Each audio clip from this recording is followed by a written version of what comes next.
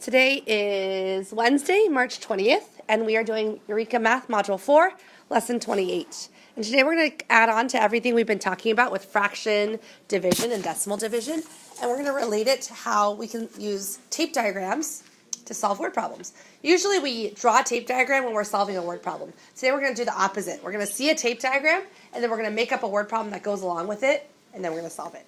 Okay? But first let's talk about the problem of the day.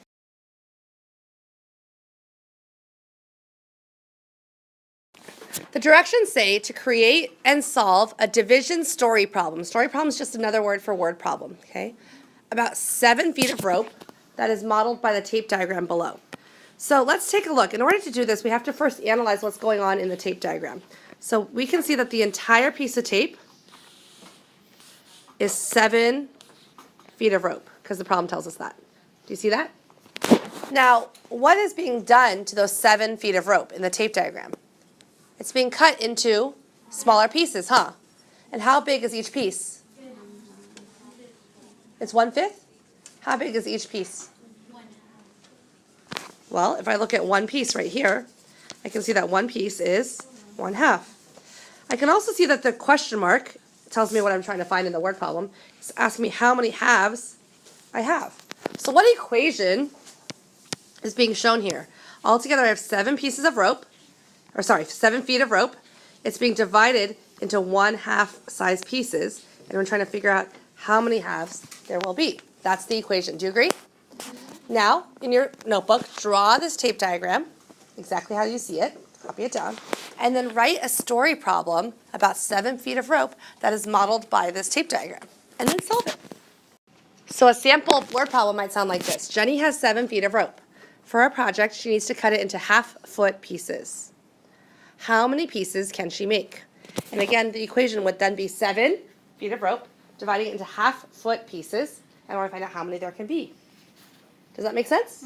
So basically, usually, we're given the word problem, and then you have to draw a tape diagram and write the equation.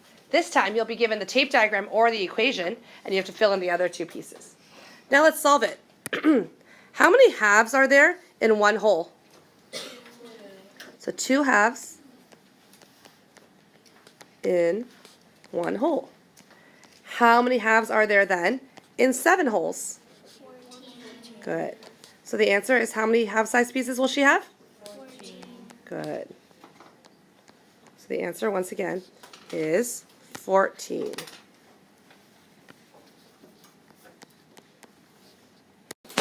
A baker has 1/3 pounds of flour. Okay, we can see right here, the baker starting with 1/3 pounds of flour. He only needs 1/3 of that amount for his cake, because you can see here's 1/3 of it for his cake. How many pounds of flour will he need for his cake? And that's what we're trying to figure out. How many pounds of flour will he use for the cake? So does this word problem match this tape diagram? Yes. Okay, very good. Now, what math equation would we write in order to solve it? What would be the equation? How much flour does the baker have to start with? Everyone? 1/3 of a pound. But he only needs 1/3 of it. So he divides it into, he divides by 1/3? No, 3. Divide by 3. Very good. Okay, so if I were to divide this part by 3 and this part by 3, how many units have I split the entire pound of flour into? 9. 9. So altogether, the baker needs 1/9 pounds of flour.